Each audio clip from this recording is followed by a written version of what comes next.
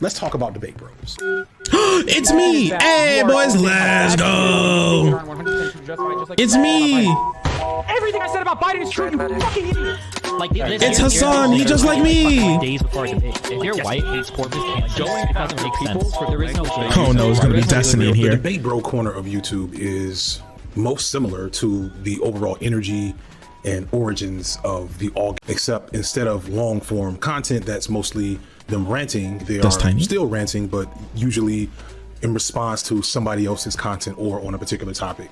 So no, I guess it's exactly the same in a lot of ways. The biggest difference is the usage of the live stream chat format, which allows them to have immediate feedback on what they're saying and immediate reinforcement that what they're doing is, if not right, then at least effective for their intended goal, which is to promote leftism. I think like one of the biggest galvanizing or fracturing aspects is the debate bro stuff. The discourse has shifted from BreadTube is a thing, it's the video essayists, they're growing, to creators talking about BreadTube as, well, now the debate streamers, because they are leftists, are included in BreadTube. No, because they are prominent and have large audiences, critiques not only aren't as salient or they don't go as well, there's quite a lot of conflict because they're already big, they kind of have this confidence aspect and this a little bit of demagoguery and a little bit of affirmation from streaming all day and talking about stuff. And it's not that they're not talking about issues, it's that there are blind spots.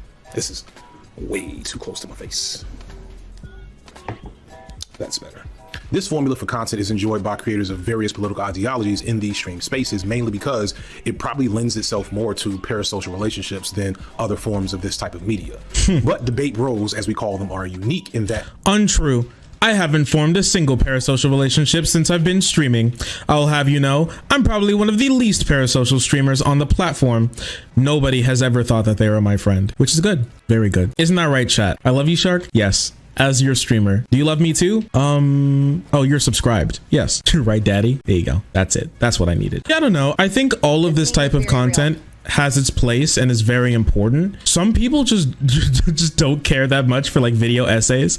And I mean, it's not like video essays are like bad or cringe or something. Just people, they're kind of hard. They're a little harder to sit through. I do have to tell you, especially when you're sitting through it like by yourself. I know, like, especially back when I wasn't a content creator, I did not watch video essays very often, or if I did, I was doing something else in the background. I did not just sit down and like, yes, today I will watch a hour-long video on white supremacy in the Riverdale fan base. Like, I just, no. So this type of content reaches a different audience, right? And so, I mean, with the whole promote the leftism, I mean, we could say the same thing about everybody else who makes this type of content. Golden junk. Oh my gosh, look at him. He's in a mech suit. I got iron junk. Look at him. That's crazy. He's huge. But this is, I do think like this type of content does lend itself to, he has a freaking laser sword. What's happening? Get his ass, junk. He's not getting his ass. Get his ass, junk. If it wasn't for the laws of this gungeon, I would cut you down where you stand. And he's doing it. He shoots into walls a little bit. He's a little stupid. He's a little stupid, but his heart's in the right place. Oh yeah, what were we talking about? Anyways, listen, okay? Listen. I'm sick and tired of the debate bro video essayist like civil war that's been going on. It's just so annoying. It just doesn't mean anything. Like, video essayists are fucking angry and pissed that we're just so epic and pog. And also, I gotta tell you, I do not believe that parasocial relationships are not prevalent in like the video essayist or whatever like format. I do not believe that, or the content creator format.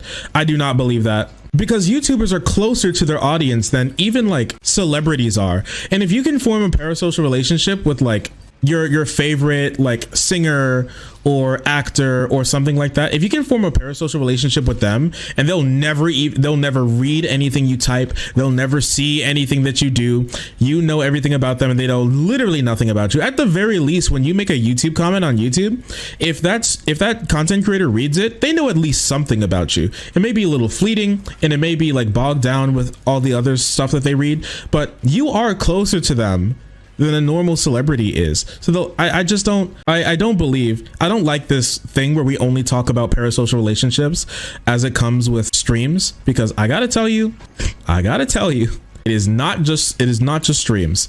I 100% believe there's a pretty decent amount of parasocial relationships going on within the essayist community. 100%. Like you can just look at you can look at everybody who he's mentioned here. If they have a big fan base, you can find a lot of parasocialism in there. Parasocialism is when the content creator does stuff, and it's more parasocial the more stuff they do. And when they do a real lot of stuff, that's abuse. They are A, left-leaning, at least ostensibly, and B, get their name because they do debates on their platform. And I put debates in quotes here because these aren't actual debates. They don't usually have moderators. It's mostly them arguing against another person. It's a argument. They're arguing. Yeah, but that's real. Hold on. This is my favorite. Hold on. Her sister was a witch, right? And what was her sister? A princess. These debates are often against people with significantly opposing viewpoints. And I'm just going to keep it real. If you haven't already figured out, I don't really fuck with debate bros. I'm going to resist being extra uncharitable and doing a montage of all these snippets and bad takes that I could find, because I don't want to poison the well too much here. And I don't want to reduce them to their worst moments, because I wouldn't want anybody to do that to me. And furthermore, to be charitable, I don't individually think that these are bad people or even that they need to be ousted from the left. I think that that very concept of ousting people is part of the problem, really. And who am I to do that in the first place? I'm a near 40-year-old boomer. And to be fair, I think some of the issues with debate bros are emblematic with the problems of online left and LeftTube as a whole. See, if the origins of BreadTube or LeftTube were greatly to offer counter arguments to racists and fascists and to be venues for de-radicalization for mostly young straight white men, like if this was a war of sorts, then the debate bros were the frontline fighters in those battles, while Philosophy Tube and H-Bomber Guy were the generals providing high-level and in-depth arguments against these fascist ideologies. The debate bros were the skirmishers and the foot soldiers. It was Destiny and Hassan and Vosh and Xanderhall and probably some others that I don't know about who we're in the trenches, bro. See, this is why FD doesn't care about me. It's because I'm a debate bro. FD is racist against debate bros. Finally, we see it. He probably doesn't even know who I am. I'm reacting to this video and I'm like, man, and I'm like talking about FD's points and he's there like, I don't even know who you are. This is what's happening right now, bro. Listen, all right, us debate bros, we be in the trenches. You don't know what it's like to have to talk to the dumbest people on earth 24/7. And I gotta tell you, I listen, the video essayist space is 100% not devoid of ass takes. Okay, let me tell you that right now. The video essayist space is not devoid of ass takes. And on top of that, I mean, just look at Sean's Twitter. Listen, if you give people enough time to speak, they'll say some dumb shit. That's just life. But with that being said, I think, I don't know, it's just a lot. It's a little unfair because video essayists are kind of live life on easy mode. and I mean that in the nicest way possible. Video essayists do live as a content creator on easy mode. Okay, their community expects them to release a video once every 17 months. They get all of the time in the world to think about every single point that they have and be able to give it in the like best way possible, and sometimes even still they fail. And there's still lots of biases that come through there, and the fact that they're way more disconnected to not only their community but the community of people who disagree with them. There's a massive wall there. There's like the fucking walls of Ba Sing Se, okay, that separates video essayists and a lot of the communities that they talk about. And it's not the same for us. If some like weirdo conservative disagrees with me, they can just like literally hop right into chat and instantly start speaking to me, which is a little bit different. Because even when you're just a video essayist, you can just not read YouTube comments. I gotta tell you, it's pretty easy not to read YouTube comments. Just don't. It's a lot harder never to read your chat in a live stream. Like no hate, like many loves and kisses when it comes to video essayists. And once again, I still stand by. I don't care about like video essayist debate bro civil war that's going on. But I don't know, they do be living on a little bit of easy mode. There is no culture war in Ba Sing Se. There is no civil war in Ba Sing Se. That the blood gun is the mutation. It shoots like giga blood. Battling for— oh yeah, and if a video essayist has a bad take, they just don't show it, right? They just don't do it. It just doesn't come out typically, unless they put it up on like Twitter or something, right? Any bad take, any off take, anything that even if your take is correct, if you say it in a way that people don't like, if you could have phrased it better, they can redo and retake all of that stuff. They live content creator mode on easy mode, all right? Easy mode. Here's what being a video essayist is like, okay? Just easy clap. For the souls of their fellow edgelords. And all snark aside, I'm not going to poo-poo the role that plays in leftist discourse. I do think you need people with lived experience on the forefront of such a movement, engaging with their peers in a way that people outside of that group can't do. You need that to support the growth out of harmful and destructive ideologies. That's partially the basis for this channel. I was not always a progressive and forward-thinking intersectional scholar about gender and masculinity and feminism and whatever else. It took me to spend time dismantling toxic masculinity and patriarchy within myself to get to this point. And I think as a man with lived experience who understands the nature of Black masculinity, I am better equipped than my Black female contemporaries for engaging with this group. But so true. There should be some parameters. Women out. Debate bros, much like the warrior classes that they play in their RPG games, don't know how to do much else but fight. And their viewers tune in not to really learn anything, but for blood sport. Their fandom hinges greatly on parasociality. These guys don't have a lot of original ideas or assessments. They have a baseline knowledge of leftist theory, which, I mean, that's all I really have myself. And of course, they stay abreast of current topics because that's their job, but they severely lack an effective praxis into the content that they are often responding to. What they have are strong personalities and skills of sophistry. And for now, their ideological basis is left-leaning. So their fans tune in to watch them just talk. I don't like this argument. I don't like this. This is bad. So here's my thing. If we both have a baseline knowledge of leftist content, what makes him more, at the very least, someone in his position, what makes him more prone to have original ideas than someone like me? What makes him more prone to that? I really don't think that video essayists are the ones with original ideas. They just put other people's original ideas in like PBS public service announcements sort of like format that people can enjoy, or like they go a little bit more theatrical with it, like ContraPoints in Philosophy Chube, right? But I don't think that means, I wouldn't say that means they're like unoriginal, but I don't think that video, and I'm not saying that this means that no video essayist has original ideas, because I think that's 100% false.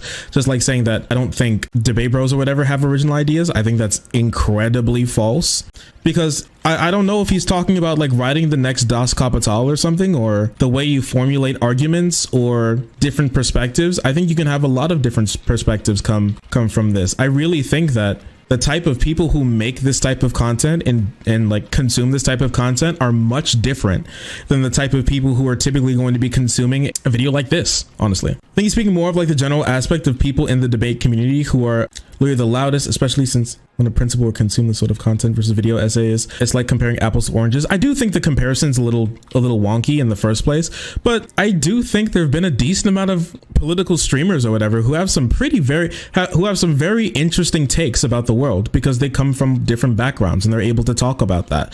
Like, it's not like we spend literally no time thinking about what we're going to say on stream. Like, sometimes I don't have scripts necessarily for segments, but I do have like bullet points for topics that I want to touch on, and the way that I lead it into other topics. Like, I don't know. I just don't think that this point is very salient when it comes to they have no original ideas. They don't talk about anything real, really. Or it's like, I'm not gonna poo-poo on their point or relevance in the space, but then say they have literally no ideas and all they do is blood sports. Or the people only tune in for blood sports. I just think it's pretty untrue. I mean, even when it comes to us, like, who do you mention? Like Vosh, Xanderhall, Destiny.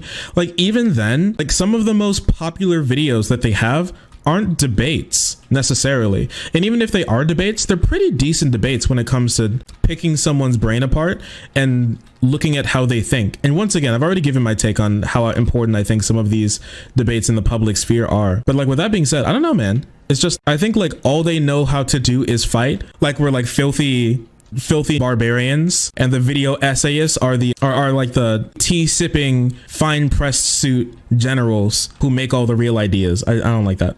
I really don't feel like there are many Black political streamers who are big leftists, even here on Twitch. Yeah, there aren't many. Very, very few. We're a rare breed, okay?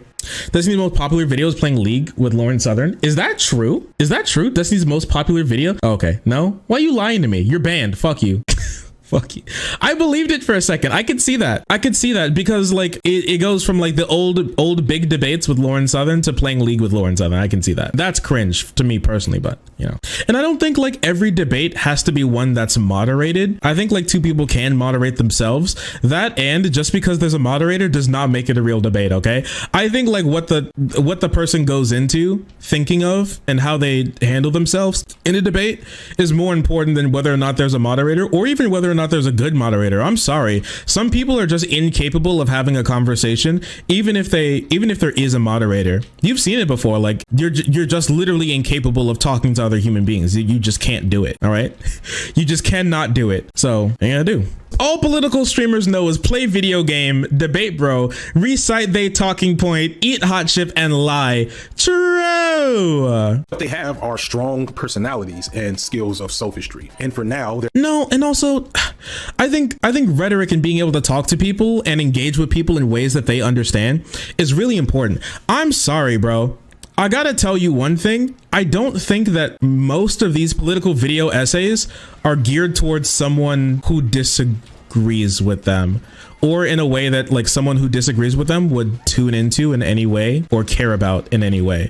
At the very least, like here, the way that we respond to content would lead more people to be like, yo, what the fuck is this? You know? And I gotta tell you, it is pretty impressive for people to look at, I don't know, I don't want to say like someone like me, but like a debate bro or whatever, react Andy, respond to this sort of content real time and be able to have like salient, persuasive, and correct debunks of such issues. That is very impressive to people. And at the end of the day, okay, when it comes to talking to people in real life, you're not going to give them a lecture, okay? It's not going to happen. You're having a conversation with someone in real life to like change their mind about a certain issue. You're not going to be like, yes, please sit here for 30 minutes while I give you my soliloquy about why you are wrong. You got to learn how to talk to people in ways that they understand and resonates with them. I just don't think video essay content is the type of content. I think video essay content is more content that speaks to the choir more than it does speak to anyone else. And that's not necessarily a bad thing,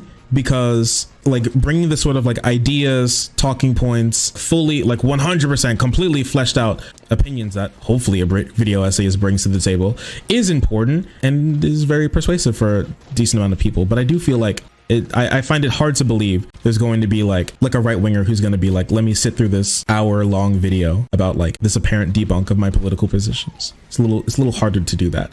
But something that's like a stream or something is more engaging and is more likely to hold someone's attention for that too. And personality is important. I'm sorry, personality is important for like video essays too. Like people click out of video essays because they're boring as fuck. I'm sorry, there's some like boring as hell video essays that people do not stick around for. That happens. Keeping someone's attention is a very big thing, especially when it comes to long format content. Your personality is very important. Their ideological basis is left-leaning, so their fans tune in to watch them just talk, make jokes, play video games, and react to the more in-depth work of others. Sometimes for hours. Hey, and to be it's fair, me. if I had it in me to He's watch talking the about me. 3 and 4 hour streams of these guys talking and playing video games, I doubt I would have anything negative to say about 95% of what they do on stream. He's talking about and me. I understand that when you're talking for that long, you're liable to say some things that maybe you wish you hadn't have said. But there's a limit. That extra 5% and the patterns evident in that 5% are concerning. You took And this that is because 5%. while the ideological basis of these guys on paper is good, the energy and rhetoric and vibe of these guys isn't. The scary reality is that the very homogenous nature of their fan bases, who are fresh out of radical hate-filled movements, and the way these people react and respond and behave on these streams, from a distance, when you see a debate bro debating a white supremacist, you can't easily tell who is who. Like one thing that I noticed, and I've talked about. What?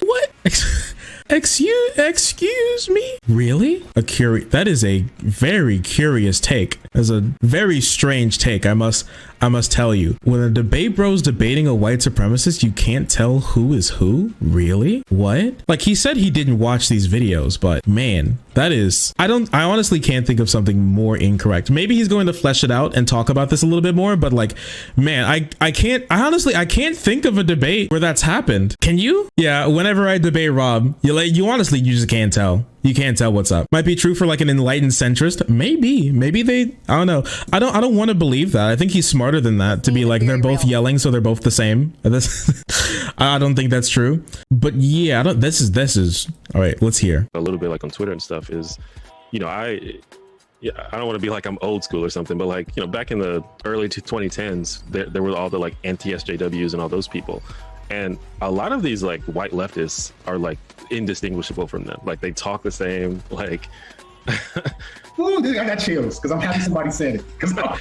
Like it's, I mean, sometimes it's literally like word for word, like they use the same arguments. Like it's wild. The same tactics. Yeah. And this problem with debate bros and their fandom, who understand make up a very significant chunk of left tube viewing, including my own, is the problem of most white left tube, both creators and consumers, which is for all of the theory and research and outward rejection of white supremacy on paper, the vast majority have not taken the time to dismantle the white racial frame through which they see the world.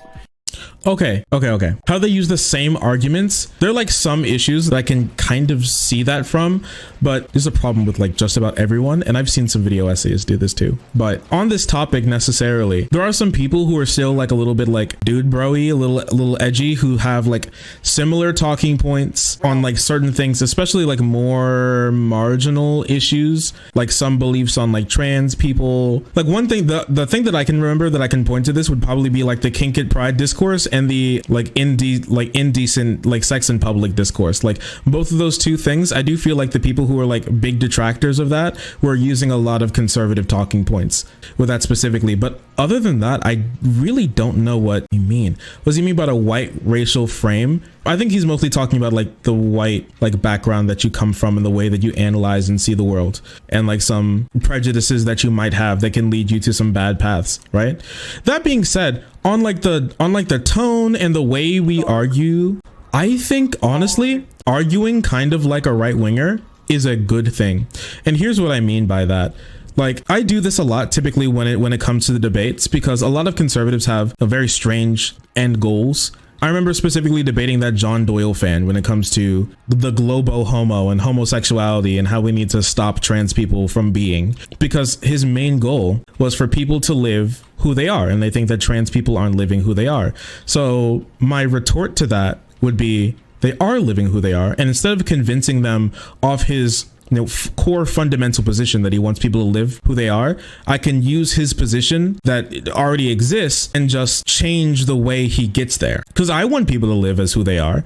That's why we accept trans people, because that is who they are. And that's the argument I made to him. Like, if you want people to live who they are, like what they naturally are, right? Because they shouldn't be forced to be anything else. Then you have to fundamentally believe that trans people should be able to be trans or whatever. And that's a really big thing. So, and some arguments can go down a path like that, very similar. God made me trans. That is true. That is true. So when it comes to situations like that, I can see people being like, oh, they're making like similar arguments. For me, if we're talking to people who are like formerly right winger, or people who we want to pull from the right, or like enlightened centrists or whatever, making these type of arguments are very salient to them, because at the end of the day, I'm sorry, like conservatives have good rhetoric. They just do. If you disagree with this, you're just wrong. You're incorrect. Okay. You're just literally factually incorrect. Okay. And there's nothing I can do to argue you off that point, probably, if you're like really dug into the fact that if you're really dug into the incorrect position that they're not, because they do have incredibly good rhetoric, and to emulate some of that rhetoric in certain ways is good, because they have some decent rhetoric sometimes. And so we should understand that. But I don't know. I don't like this argument. They sound just like righties, especially when staunchly against them, especially when it comes to like a heated debate. It's very hard to not be able to differentiate. Left has a communication problem. Yeah, and honestly, I think that this type of content cuts through that communication problem. I really think it does. And the way that we speak to people like normal people, and not in this like really big analytical framework, being able to take those ideas here. This is why people like Bill Nye and like Kyle from like, you know the guy who makes that, I forget his name. I forget his channel's name. The guy who makes that content where it's like, whoa, what would it be like if this superhero had this power in real life? That guy, Kyle. Science communicators are incredibly important. And honestly, in some respects, more important than the scientists themselves, because we can have a lot of positions and we can see a lot of things. Yeah, Kyle Hill. But if there's no way to be able to have people understand those topics, how are we ever going to implement them? How? Well, like one really big thing that's happening right now that we have to deal with is how a lot of like left wing and like academia and sociology and science and stuff has like almost no way to make itself palatable or understandable to normal human beings. And so people like Bill Nye, even though he may not have original ideas, he takes very important ideas and distills them down into a way that your average person can understand and take home and hang their hat on. Because I'm sorry, like a lot of people will read, you can like read a study and you can listen to a like highly analytical video essay and it goes in one ear and out the other if you don't know how to communicate that to people. Yeah, Neil deGrasse Tyson went on Ben Shapiro and gave you super good thumbnail explaining reasonable trends. Yeah, and that was also like really good, being able to explain that in a way that people just understand and took. I think that's great. He did a very good job on that. Very good indeed. So this is incredibly important. I don't like this mindset that a lot of video essayists have regarding this issue. I just don't think it's I think it's a little cringe. Even the ones that aren't technically white still operate very well within a white racial framework. In fact, this white racialized framework is kind of great significance in terms of how they maintain credibility with their audience and their opposition. The thing I think a lot of white perpetually online leftists don't fully engage with is that they come from the exact I get it. I see. He's talking about Vosh's tactical N-word. Okay, now I see what's happening. Now I see. I get it completely. Ah, yes, the tactical N-word. Now, okay, finally starting to make sense. back same communities as their neo-Nazi fascist alt-right enemies. If not for a coin flip, these are the same people. They played on the same sports teams. They ate at the same lunch tables. If Destiny and JonTron went to high school together, they would have likely been best friends until maybe they went away to college and one took, I don't know, philosophy and the other one sociology. They, and a lot of what makes up the white online left, have yet to fully engage with the following question. What was it inside you or inside your worldview that ever made fascism appealing in the first place? It's not just Sargon of Akkad videos. It's not just that you were a nerd and a social outcast, or you like gaming, or you had some trouble growing up. Critical race theory, which again is something that almost all of these guys did videos on this year, tells us what it is. It is the construction of a white racial frame, aka white habitus. And just as a quick aside, did any of you watch a critical race theory video not made by a white creator? If you searched it on YouTube. Wait, now, sure they could have been friends, but honestly, they could have been my friend. Before John's like insane like arc, like I had a pretty reasonable perception of John. He was just fine. He's just a guy who makes silly video, and that's basically it. But I mean, yeah, obviously without knowing much more, I think most people would have just been his friend. He just seems like a normal guy, but obviously he wasn't. And I do have to say, like, what makes fascism really appealing is the fact that they touch on important topics and they give them to people in a way that they understand, right? Like, I mean, he explained it earlier in his video, right? They hit the same topics. They had like the understanding of what's going on. The difference is they told you what was wrong, but the thing is they pointed out like minorities and women, which is what's wrong, which is just not true. Like, a lot of fascists are correct in their assessments of like the world that we live in a sense, especially when it comes to a lot of like economic things, but their prescriptions for such are terrible, and they have like really good rhetoric, and that's what gets people to believe a lot of this stuff. It makes sense. It's intuitive. And if left-wing ideas don't make sense and aren't intuitive, people are less likely to just believe them on the face. They'll go with the thing that seems like it makes more sense, and which would be fascism. Like, I'm sorry, like almost every single person or like leader of fascist movements are incredible. People always remember them as incredible orators. Like, what do people remember if you talk about like someone like Hitler even? Like, what do people always say about Hitler? Like, the big thing, okay? What was Hitler's big thing? He was an incredible speaker. He was an incredible orator. He was very incredible. And he leached onto a lot of like socialist talking points, which were very popular and intuitive to a lot of people, to be able to get them to agree with a lot of his prescriptions. He just gave them different prescriptions. And that doesn't mean we need to change our arguments. Our arguments are correct. We just need different prescriptions. And so the same thing that leads someone to be left wing is the same thing that leads someone to be right wing, at least when it comes to the rhetoric standpoint, I think personally. and a lot of being able to play on certain prejudices as well that can do that. I disagree. I think there's a little bit more nuance that goes into that. There's some prejudices that leads you to being more susceptible to some things along those lines. I feel like rhetoric draws away from the idea. Well, what's the idea? Oh, you mean the idea in and of itself? Sure, it can draw away from the idea, right? But that's the point. It's supposed to draw away from the idea. That's the point. That's why they lean so hard onto rhetoric. That's their plan, for you to kind of forget about the idea and just kind of buy into it and then be really encapsulated by the rhetoric. That's the point. It's a little reductive. I am just memeing right now, but at the same time, I still agree with that point.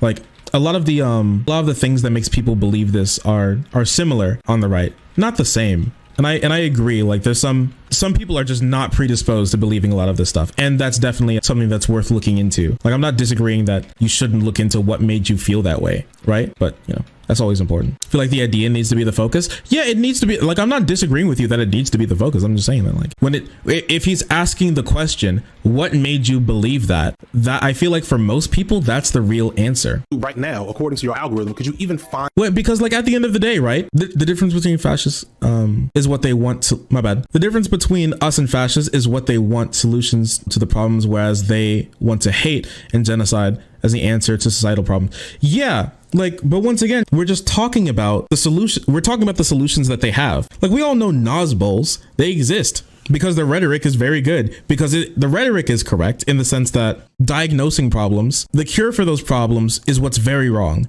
Incredibly wrong. I mean, just think about this. This is why a lot of fascists hop onto socialist rhetoric all the time, because a lot of socialist rhetoric is pretty appealing. They just change what the end goal is, right? And I feel like a lot of people like at the top who are like parading it around, they're definitely the ones who have more of a sinister motive.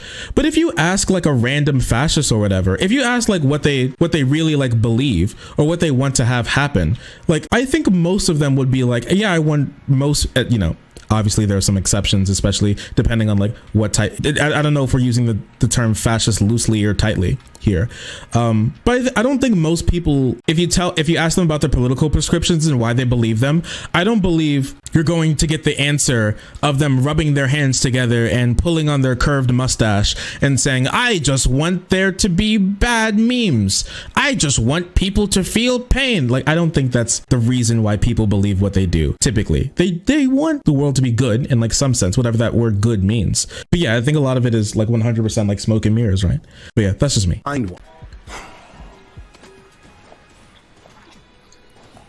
White people for the first time in history are being racialized. We are all racialized. White people have never had to know that about themselves. It's just been a thing that hangs in the air, right? So as a result, you assume that your experience is a default. You assume that so even if you are the most well-read, the most well-respected, whatever, even when I was watching these videos and stuff before, I was just like, yeah, I can take some of the points of some of these philosophers, but you need to know that some of them were the ones who set the precedent for things like phrenology and eugenics. You know what I mean? We need to know that some of these folks were most likely very racist. Eduardo Bonilla Silva describes white habitus as essentially the habitat from which whiteness is understood, created, and reinforced. It's the social, economic, and ideological living conditions of white people, often greatly segregated along racial lines, and as such, there is a development of cultural and moral norms centered around whiteness and apart from people of color, who are often, as a byproduct of this centering of whiteness, relegated to a lower status and othered. So even with the best intentions, the behavior and viewpoints born out of this space is still going to be rooted in racist frameworks unless the concept of whiteness is addressed. Essentially, if you read Marx and Trotsky and Gramsci and what you want to do ski and whomever else, but not Du Bois, Fanon, Hooks, Crenshaw, etc., you might be a leftist white supremacist. And thus, this colors the nature of leftist content and inadvertently makes things dangerous for the marginalized voices that get caught in the wake of this highly toxic, highly negative energy. I don't want to go into the depths of the recent and not so recent drama that has been seen in this debate bro space, where Black and sometimes even queer creators have had extremely negative interactions with some of these debate bros and their fandoms, but it's not good and it's bigger than the stories you know about. These individuals are often goaded into appearing on these guys' streams in the first place, usually not understanding the sycophantic nature of these spaces. I personally have had more than a few people request that I appear on some of these streams, to which I always let you know that is never happening. These creators are treated to hostility at best and outright harassment and disrespect at worst. And the fans of the debate bros cheer this on, often taking it upon themselves to go on harassment campaigns long after these appearances occur. And this is because this is the same fan base that 5 or 6 years ago was watching Augie anti-SJW alt-right content. And so the same tactics and energy used during Gamergate, used during the attacks on Anita Sarkeesian, and used during the rise of Trump are reproduced here, just on a more insular scale. The debate bros represent a much more obvious problem in terms of this leftist content space, but they are indicative of— Well, here's one thing. A lot of video essayists don't engage with people in any real like fundamental way. They just don't engage with people. Typically they're talking about like broad topics like this one, or ideas, and never like the people themselves who make these ideas. So with that being said, I would imagine that the environment's a little different, because there's no real faces or names connected to a lot of the things that we're talking about. Well, a lot of video essayists talk about, right? And so sure, like it's a little bit different, but I am not going to believe that like video essayist communities are honestly really that much different than a lot of like debate bro communities. I really don't think they're that much different. I do think they are different, but I really don't think they're that much different, especially since, I mean, all of the big debate bros like watch ContraPoints and PhilosophyTube and H-Bomb and even this guy when they like post videos, and they hold them in like some pretty high regard. I really don't think that the fan base is so incredibly different that nothing that he's saying, or like near nothing that he's saying right now, applies to BreadChabe, or even him and his community as well. Yeah, you write theory. Yeah, you watch the skies, I'll watch the streets. That's the relationship. Listen, I personally, okay, I just don't care. I don't care much about, here's me, okay? And I may just be racist, but when it comes to a lot of what video essayists say specifically on this community, I don't care much for. And it's not because they're stupid, it's because they're not in the space like at all. And a lot of the thing, and typically when they hear from the space, they hear once again like the really bad things, because otherwise no one's really going to talk about it that much. No one's going to be like, oh my gosh, it was such a sick video. Oh my gosh, this is like an incredible way to really think about this. That doesn't really happen. And it doesn't really happen that much with like video essays either. But yeah, I don't know, a little strange, a little goofy for me personally. Go watch his takes on Bo Burnham. It makes this make more sense. The reality for black content creators as a whole. This is why I bristle at the way so many white leftists I encounter are so eager to try to separate themselves from white liberal. Because from my perspective as a person of color on the outside looking in, you don't look that different. So much of this white leftist movement is just as populist a movement as any reactionary political movement that we've seen in recent time. Thankfully, some creators like Badmouth and John Duncan have done videos about these issues. Badmouth even cited an amazing essay by former Black Panther Lorenzo Kumboa Irvin called The Progressive Plantation. Not Badmouth, really hits many of the targets. No. Well, I mean, like as a black person looking out on the outside looking in, sure, it feels that way. Personally, as one of the only black people in this space, okay, I'll use my authority here. As one of the only black people in this space, on the inside looking in, I don't have the same conclusions about this space. There are a lot of problems in this space, 100%, but I really highly doubt that if I was able to talk to these video essayists, and if they don't like fucking vanish into the night every time you would like to have like a conversation with them or something, and never want to talk to anybody and just live and like live in the ether like a lot of them do. If I could speak to them the same way I could speak to a lot of streamers, I don't think, no, it'd be like that much different. I don't think that these are like so incredibly different people that we can draw like such a massive line between these two things. I just don't think so. Especially since like there's so much crossover between people who watch videos like this and people who watch streams like mine. Yeah, that Badmouth video was ass. Sorry. It's on their head. There's something very wrong here. These white middle-class so-called radicals who have never suffered, been oppressed, or been forced to risk life and limb need to learn to listen to those who have. They need to recognize that they do not have all the answers, and it is only because of their white skin privilege that they can even articulate the political dimensions of these social problems. They have analysis with paralysis. Further, the apparent strategies of these groups is to chase after neo-Nazis, the Ku Klux Klan, the Church of the Creator, and others to upstage them and disrupt their racist events. Although I fully understand that we must confront fascist paramilitary movements, this alone is a flawed strategy, however, and no more eliminates racism than dancing in the streets. But it makes white people feel like they're accomplishing something, and it certainly helps with recruitment. But as a person of color, I do not feel this movement in any way ensures my safety from violence by white ring paramilitaries or the police. At the end of the day, for a lot of white leftists, this isn't about politics, it's about identity. It's about belonging. It's about not being like those guys, which I get. But for black creators, when this is the community that we need to rely on for viability on this platform, It's like we can't even effectively participate in discussions that are explicitly about our own survival.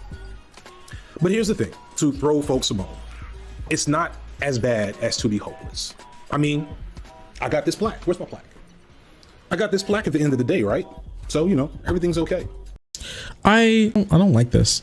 Like, for me, I don't know, man. For our own survival, you'd be soy facing if a white person said that. It's almost like two groups of people are in two different socioeconomic situations. That shit's wild. I know this may be a very new take to some people in chat, that different human beings can be in different socioeconomic conditions, but to let you know, it's true. Badmouth fell off hard. That's true. Badmouth did fall off hard. I want to make sure that I got that. Pretty strict idea of the political streamer.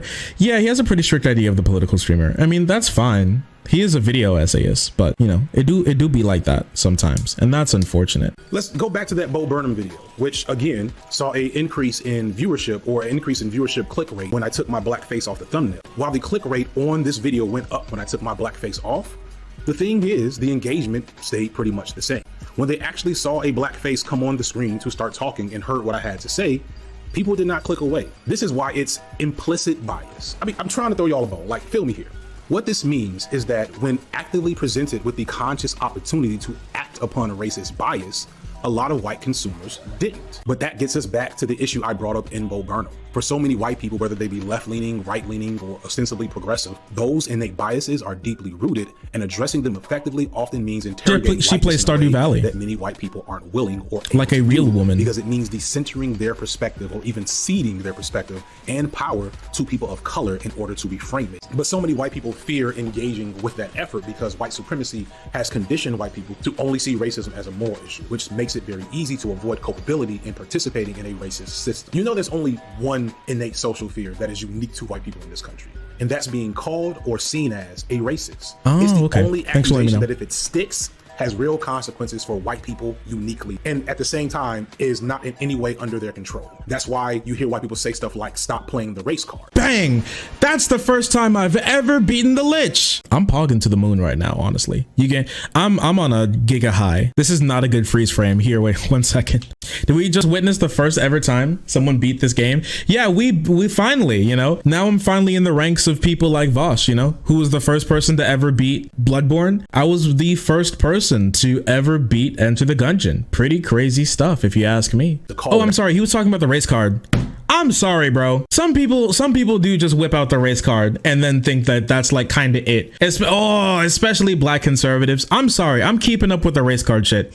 Every single minority conservative, once cornered on their ideas, just go, I'm black, I'm brown, I'm Hispanic, like, shut up. They're abusing language. That's what they do. Typically, we say this in regards to fascists, but a lot of these people, they just play with language. It doesn't matter to them. It never did. They're trying to abuse your sensibilities. That's why the whole so much for the tolerant left thing came about, because they dreamt up our sensibilities, things that we care about, and then try to abuse that to their own benefit. So yeah, I'm keeping my fuck you for using the race card shit. It's lame, and it's not a real argument either. In any way, shape, or form, it's not a real argument. As I speak directly to you, not just the debate bros, but the team of programmers at YouTube, the consumers of YouTube content on the left and beyond, and many other creators on YouTube, especially BreadTube, who may uncritically participate in some form or fashion in this racist system, know that I am not calling any of you racist out loud on this video. But sadly, those aren't the only problems. It's not just that the algorithm doesn't move with a sense of social justice. Like, all the stuff I've been talking about up until this point is real and important, but I haven't even gotten into the other external shit that marginalized groups have to deal with just to get here. For example, this is Kopesh the Yardstick. Randomly, his very small channel popped up in my wife's feed of all things right after the Bo Burnham video. I watched this video and it was good. It had this contemplative, subdued, but thoughtful energy about it that made me watch the whole thing, and I commented and subscribed. And since then, he has continued to make videos, and I've watched all of his new stuff he's released since then, and he's good and deserving of more attention. Seriously, check him out. This is Victory. He popped up on my feed as well, and he mentioned me in one of his videos, which made it easy to find him, but not because I search my name all the time. on YouTube. Victory's videos are also pretty good. It's more in the classic commentary framework where he picks a topic and speaks to the camera, but Victory is funny and energetic and can even do a mean praise dance. Once again, you should definitely check him out. He's deserving of more eyeballs. I don't know anything about either of these guys, right? Like their background, their financial situation. I assume both of them are still living with their parents, etc.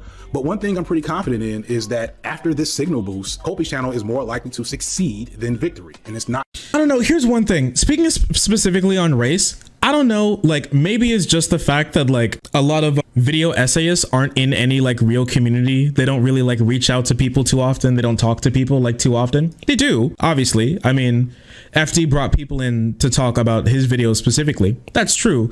A lot of the people that he had talk were pretty huge fucking figures. But like with that being said, man, here's my thing, okay? I've never been boosted by anybody who does video essay content. Not one. Not a single person who does anywhere and even near video essay content, except very recently, which was Noah Samson. He was the first person that I can remember whose main content is like video essay, sort of like responding, react, sort of like pre-recorded video type content person that I ever remember boosting me. The only one. But here in this space, there are like countless people who've like boosted me for like who I am and what I do. I remember specifically a long time ago where I was on the Surfs played a video of mine on his stream, on like the opening of his stream. That was the first person to ever like shout me out, as far as I remember, give me a true shout out for like who I am and like what I do. On top of that, then like Zan shouted me out. Vosh shouted me out too and had me on the stream, and I've been on the stream multiple times since then. Yeah, Lance is great. Even when I was much smaller, I think like I was hovering around like 10 or 12,000 subs, and the Humanist Report reached out to talk to me. The Humanist Report reached out to have me on the opening of his premiere series because he wanted me to be a part of it. And even then, he reached out to me again to be a part of another project that he's going to be a part of. I don't think I can talk about it just yet, but another project that he's doing. I'm going to be with him on that as well. And I've gotten a lot of support in this community from its big figures and its content creators. I cannot say the same about anyone near the commentary video essay community all the way up until like a week and a half ago by Noah Samson. And that's it. That's it. That's all I can remember specifically. And that's not saying that this place doesn't have problems. Oh boy, do it have problems. Especially regarding like race and sexuality. It do be having problems 100%. And it's incredibly white too, which can, you know, not saying that there's anything wrong with being white. I'm just saying that, you know, there's a lack of history and experiences that comes along with that, with any space that's majority, you know, one certain race or ethnicity, right? Do you think it's harder for video essayists to shout out people because of their format? Sure, but at the same time, they can look up people. I mean, FD just shouted out someone with fucking 100 subs and another person with 70 subs. They find people. They can. A lot of the like bigger content creators who found me through like either the community or them just like clicking around for other videos that they watch in their spare time. And they're just known for shouting other people out. Video essayists are not. They're not known for shouting other people out. They're like their own person in their own world, doing their own thing at almost all points in time. And the people just, you know, that's like kind of it. They pop up, they do their video and then disappear. And that's, you know, that's another thing. Sure, I'm someone without any experience in this community, and someone who's not in this community, and someone who's never been a part of this community, and someone who never wants to be a part of this community. All right. Outside looking in, sure, it can seem cringe. And I'm not saying that there aren't cringe aspects of this. There absolutely are. But I have to tell you, from someone who's watched a decent amount of commentary videos, they are not lacking in shitty ideas. I will tell you that much. So for someone that's black in this space, who's been here for 2 years, streaming, building my career, building my content, building my community, I have to say, like, the prescriptions that I see from a lot of video essayists who couldn't give a shit less about this community in particular, or whether it lives or dies or how it survives, I gotta say, their prescriptions of what this place really is doesn't pass the sniff test for me personally. Isn't the debate space more supportive because you participate in their events though? I was shout out about all those people before I was ever really on any panels. When was the first time I was on like Hippy Dippy? Like the first time it took a while for me to be on Hippy Dippy in the first place. I think I talked to Vosh the first time once before I ever was on even like the real Hippy Dippy. I was on Recruitment a while ago, but that's for fucking no names and people just starting, right? But I wasn't in any of these real events. And a lot of the people who shout me out aren't people who officiate these events events, content or anything doesn't like hinge on any of these events typically. What about that all black panel? Yeah, like Prime's had me on for like the all black panel, sure, but that's like, I don't think those count necessarily because they're specifically just looking for black people in that sense. So that's kind of like not necessarily fair because they like by their very nature weeding out every other type of person. I'm not even there necessarily because they like my content. It's just kind of because I'm black. I don't really like that personally. Hippy Dippy was the main way I found you. Yeah, I mean that happens with a lot of people. This space can bring a lot of exposure. But I don't know, just for me personally, with the way that like it's made me care less and less every time I hear a video essayist talk about like the debate bro space or whatever. Was it the Serfs or Zan who shouted me out first? I think it was the Serfs. It was the Serfs who shouted me out first because I was playing on the his intro stream. And that's not saying that like FD, and once again, all of my criticisms here are just criticisms of his idea. Like once again, he's just not in the space. For me personally, I just do not agree and I've started to care a lot less about what a lot of people outside the space have to say about it, especially since I've been here. You talking to Lexual would be cool? Yeah, maybe I'll reach out to Lexual sometime. Lexual seems sick. I feel like the respect that we give to a lot of respect that we give to video essayists in this space just is not reciprocated by them. And it's fun to like talk about a lot of the issues in the space because there are definitely 100% issues in the space and a decent amount of them. But I don't know, just like them just kind of like throwing away the entire like aspect of like what we do and the importance of it and be like, oh, I'm not saying they're cringe, but they're kind of dumb fucks who never have any real ideas, who parrot dog shit and then who parrot our like great points to a bunch of like baby fascist losers until they give them enough money to pay their rent, you know? Like, I don't think the respect that we give is very reciprocated, especially since like almost every like debate bro or like political live streamer on the left that I can think of holds almost every single video essayist in very high regards. Yeah, they're presented less eloquently. With that being said, that's real life. That's real life, baby. You're not going to talk to someone in video essay format, okay? If you're going to take any idea from a video essay, and here's one really big thing, okay? Here, I'm pausing this. I didn't say this earlier, but I want to say this here. When it comes to a lot of video essayists, I gotta tell you, I don't get many prescriptions, okay? I don't get many like solutions to problems. I don't. When I listen to like a lot of like debate bros or whatever, or people who like commentate in this space, I hear them at the very least attempt to make a prescription for like what we do moving into the future, what we do moving forward, or what this means. I don't hear that very often when it comes to video essayists. They just kind of like talk and then they talk and then they stop. Which, I mean, cool and everything. It's great to talk about topics, but there's one thing to talk about a topic and there's another thing to put through any ideas to actually fix it. Like, we can bring up all these issues, but once you're talking to a person and they're like, okay, what do I do? The video essayists kind of like moonwalk away from it, okay? They're like, oh, this is bad, that's bad, this is bad, that's bad. Later. And then they just kind of like moonwalk away. And here's the thing, like, it can be fine in a sense, but it leaves like this massive hole. One place that I talk about this specifically is when it comes to a lot of men's rights issues. The left and the video essayists are dog shit. They're terrible, trash, okay? When it comes to this issue, absolutely garbage when it comes to this issue, okay? They'll say like pickup artists and all of these certain guys in red pill communities, they're all ass and garbage. Good. Now what? What do we do now? You tell all these people like this, like their ideology or whatever, like the spaces that they're in are like bad and cringe. And even if they're receptive to that message, what do you do after that? What do you do? Oh, my bad. Sorry. This is FD. I'd like to talk to you. Okay. If you would like to. I don't know how this all works as a boomer. So I'd like to talk to you. Okay. My bad. I didn't watch it. I don't think that's FD. We'll find out, won't we? We'll find out, won't we? Hey, it's working. Can you hear me all right? Great, amazing. I'm far from my mic. Do I sound like I'm on a mic or on the device? It sounds like you're on the mic. You're doing great. Okay. Some of this stuff. This is literally my third Discord. See, there you go. I'm also wearing the exact same shirt I'm wearing in this scene of the video. Oh yeah. It's like, this is real meta. This is going to be 100% is. Would you be okay if I pulled you up on screen? Are you okay with that? I'm fine with that. Okay. Oop. All right.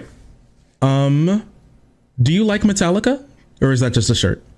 Oh no, I like Metallica. I'm probably not as big. I'm not a super Metallica fan. I feel like I got people that are younger than me beat, but that may be a boomer take. Like I remember Metallica, if that makes sense, as opposed to liking their music. You know, it's yes, I am a Metallica fan. I'll say my favorite album is Master of Puppets. And the older stuff that's literally from when I was a baby.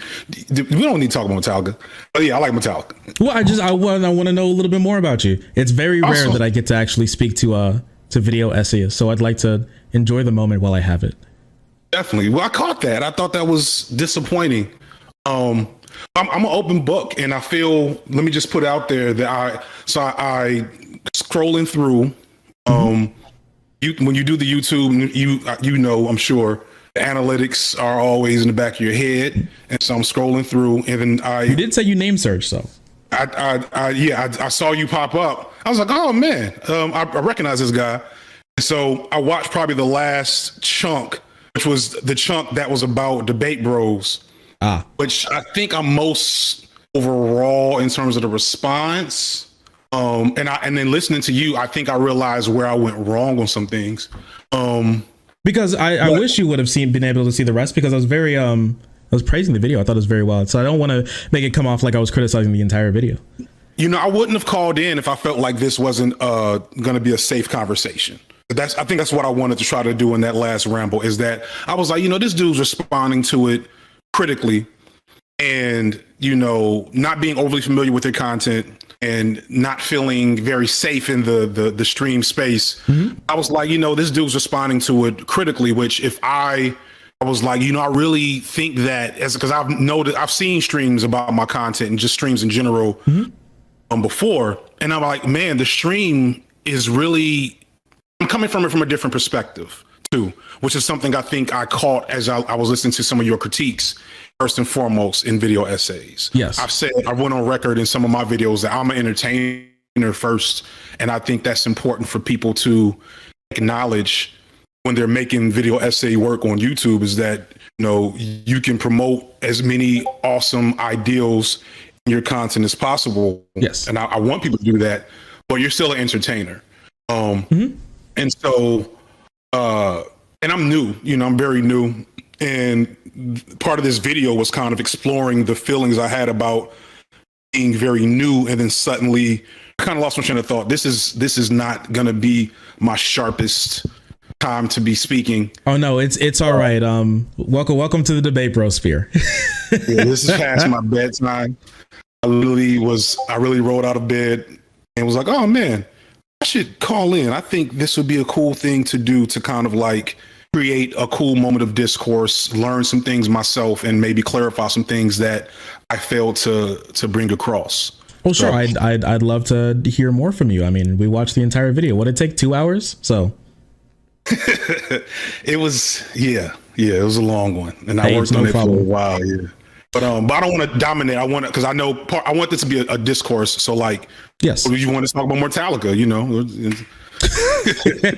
It's no problem. So what I guess specifically made you call in from what I had to say? So yeah, the thing that has bothered me the most about the response thus far is, although like I think it came across pretty clearly, have issues with, I'll say, the bigger Debate Bro space, in the way streaming, the leftist streaming content tends to come off from an outside perspective. I tried to say at some point, I'm sure, and it definitely played, that that was low hanging fruit, and that this issue is just as applicable to leftist video essayists, and to leftists, you know, in general, I would say the white leftists in general, kind of need to do some self-evaluation. It's a conversation, an ongoing conversation that you see often as a person of color. And I'm relatively new to being as left as I am. You know, again, I'm older. But like, one of the things that always repulsed me about the left is I was like, y'all sound, the rhetoric does not, it doesn't have the appropriate flavor. It's very, very white centered. And so that's the debate bros are just because you all do have so much out there.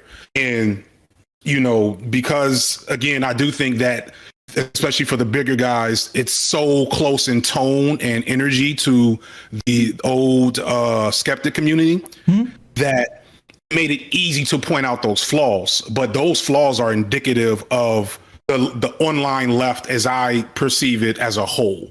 And I don't want this to feel like, and I wish I'd have kind of thought about that deeper during writing, but that's kind of the nature of, I wish I'd have taken more time to drive that home, that this is a everybody problem, as far as I can tell, within the bread tube sphere. That's why the bulk of the video is like, why did it feel like a miracle happened when I got to this point? Why am I passing up people who I think are better than me? Or, you know, and why doesn't this quite feel right?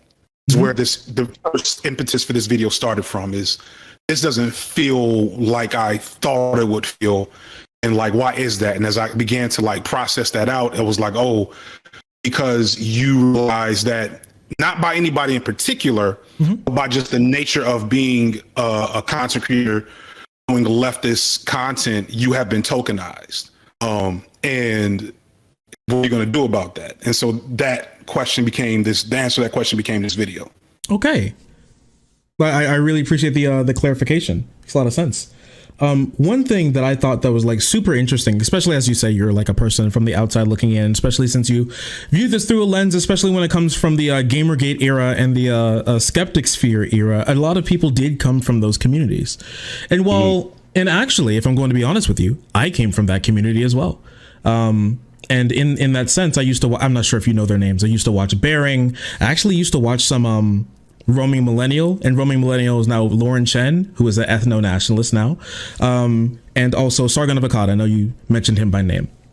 I didn't watch them. I didn't like a lot of their prescriptions, but a lot of what I watched back then was indeed like, oh, look at this feminist. She's so wacky. Whoa, she thinks like peanut butter is racist. Like, you know, it was stuff like that. And I was like, well, I mean, they're going a little far. But for me, I always came from like a left-wing background, and I still kept up with that left-wing background with that. But it was more like those types of videos. So that stuff, I don't think it's just appealing to people who are just maybe like right or even far right or anything along those lines. I think they're very appealing to everyone, and maybe not even just white people. I honestly think that's appealing to a lot of people, because you even look at a lot of these communities, especially back in the day, they're reasonably diverse when it comes to the people in them. I engaged in some of these communities back in the day. With that being said, not all of them. Oh, no, I'm here. I was frozen for a second, but I'm good. I've heard everything you said. Okay, sure. I just want to make sure nothing else. I apologize. I'm going to be very noob adjacent. But like, no, please continue. I apologize. Sure, no problem. Just want to make sure everything was okay.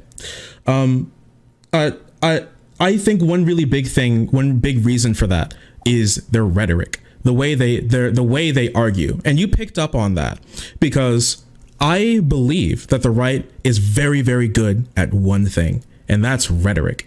I mean, we look back, I talked about this earlier, but we look back and you talk about people like, even like Adolf Hitler. What's one thing that people say, what do they give him one credit for how easy it was for him to rally people? Rhetoric. And even taking a lot of lefty talking points and that rhetoric, driving home that rhetoric, and having the same sort of, you know, about like Nosbulls and the Red Brown Alliance and stuff like that, right?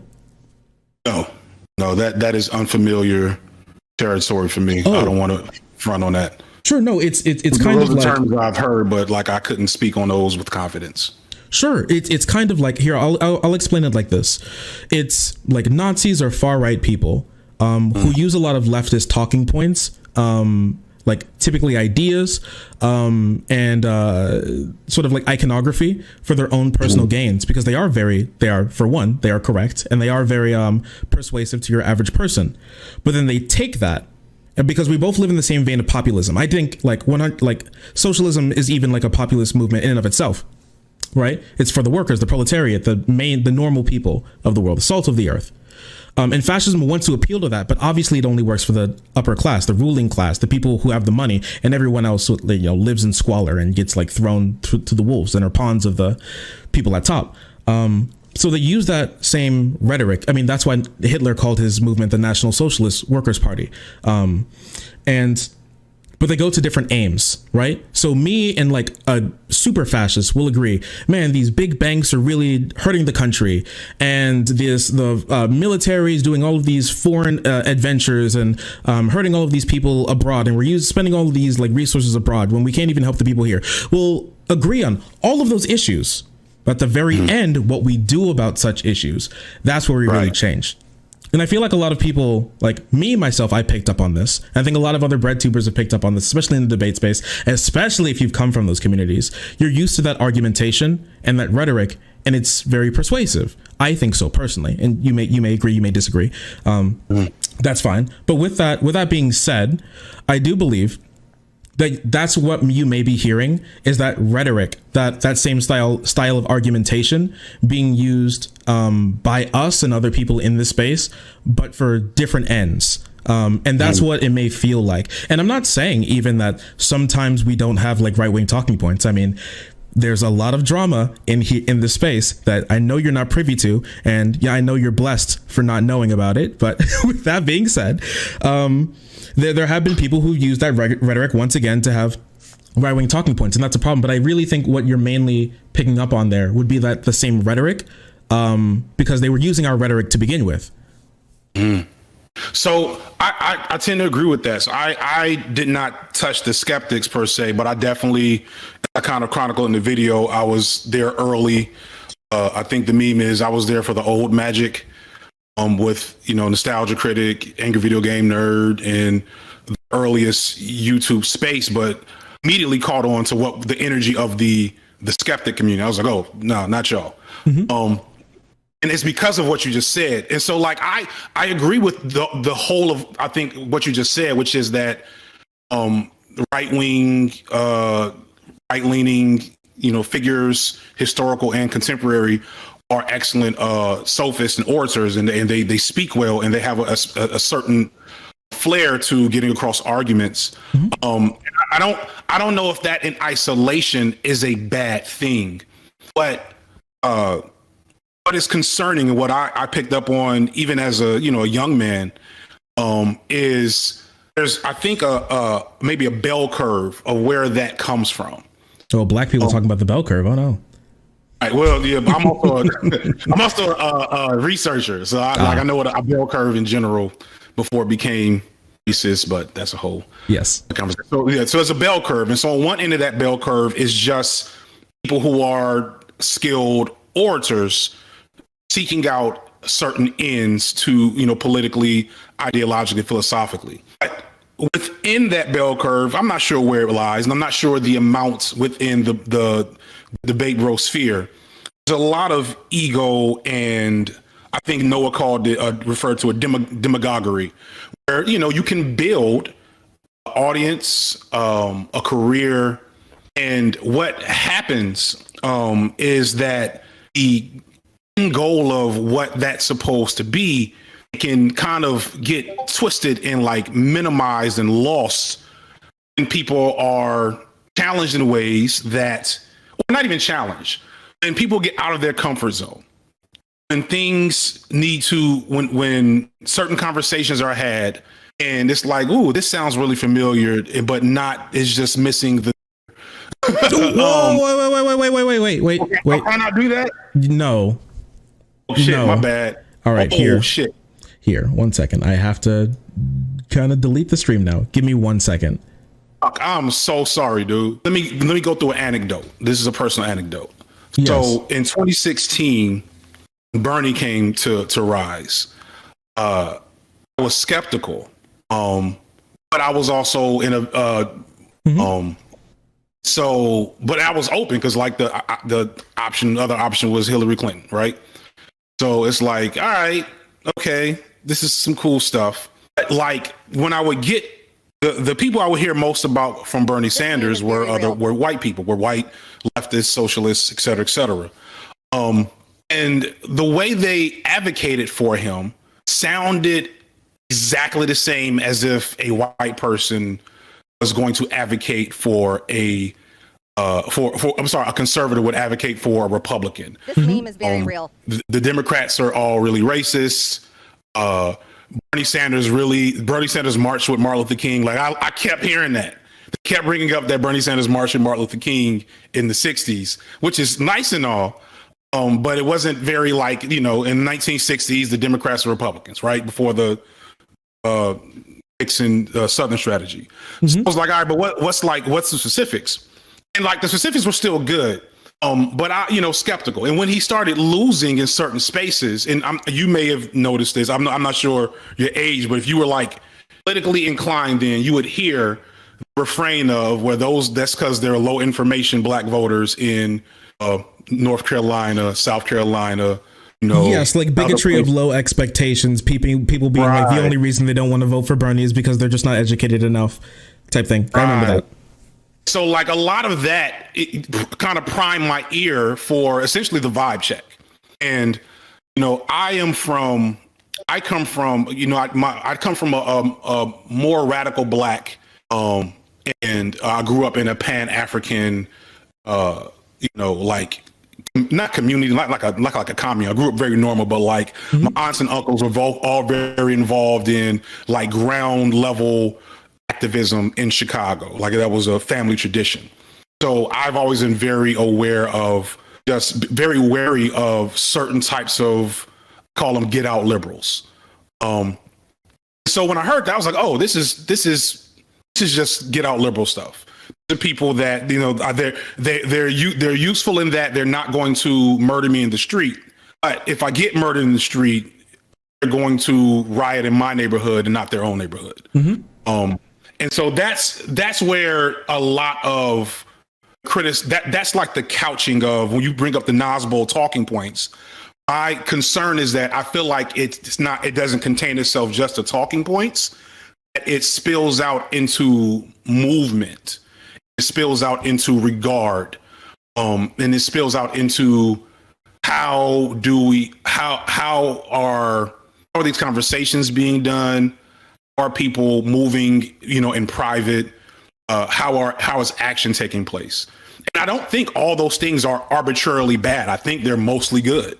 But the concern comes down to kind of finish my point, that it's still very white centered.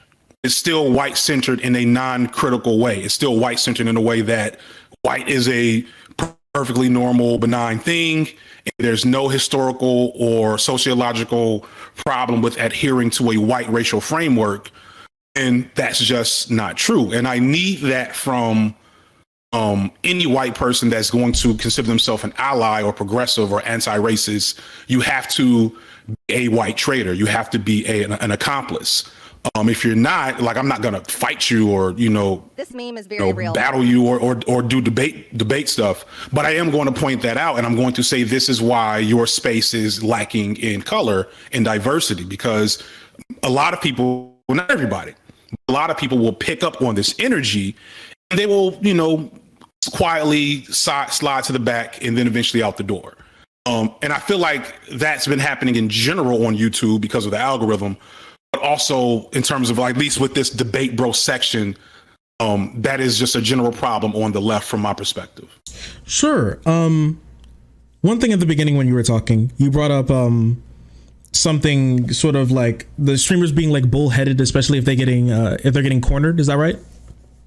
I don't want to say cornered. I won't stand behind that.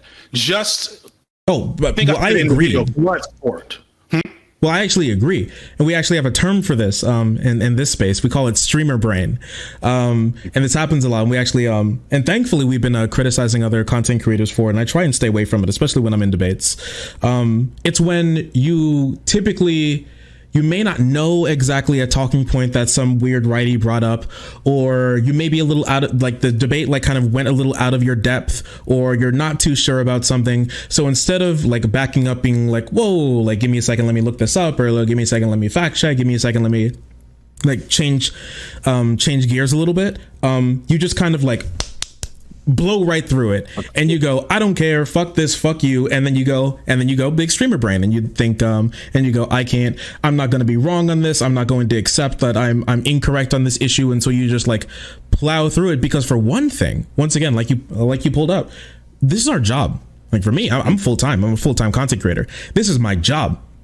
Getting like bodied in a debate in a debate that I agreed to on stream in front of my audience by some weirdo right winger looks very bad. It looks really bad, and people really remember it. They remember when you get a body, they'll pass around the clips, and you'll be called like stupid for a very long time, actually. So that's everybody wants you guys gladiators. I said that in the moment, probably not from the best place, but like listening to some of your criticisms made me think, like, you know what, I really would walk that back to an extent, to not denigrate a specific skill set in the because I couldn't imagine like having a bad video and like the numbers might fuck me up, but like nobody's gonna like pass around and say, you know, I can always delete, you know what I'm saying? Like there's so much more locus of control.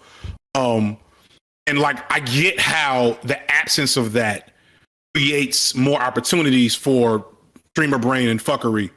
And like everything you do wrong it's going to be out there in a second. Here on Twitch, we have clips. So the second something happens, someone can press the clip button. It takes the last, like, what is it, minute and a half, 2 minutes. You can take that and you can instantly put it on Twitch. You can instantly put it on Twitter. Like, so any bad thing that you do, it's there instantly. That's clip chimping is what we call it typically. And so that's a really big thing that a lot of streamers want to avoid, and that can lead to a lot of streamer brain, and that's like really unfortunate. But it is, and here's what I think about, you know, reaching over. Okay, you may have heard it, I hold a lot of video essayists in high regard. I've made pre-recorded videos. I'm making a pre-recorded video at the moment. I know the research, time, and effort it takes in to make a script, to make the video, redo it, work with other people, because you had to call other people. And I heard like Noah Sampson edited it, didn't he? Just the opening section. Okay, yeah. So I couldn't do all that shit.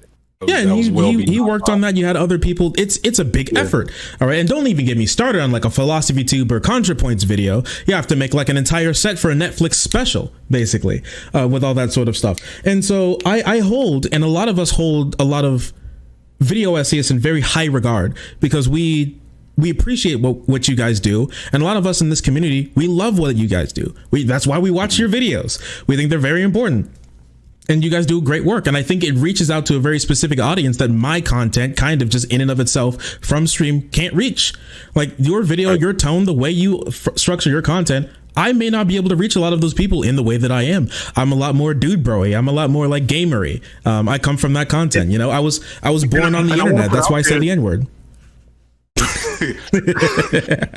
I want to put out there that I had a point in there that I've seen a lot of, like, although like I'm not a consumer of this type of content. Mm-hmm. I'll see clips that just, you know, they become clips that you just can't avoid.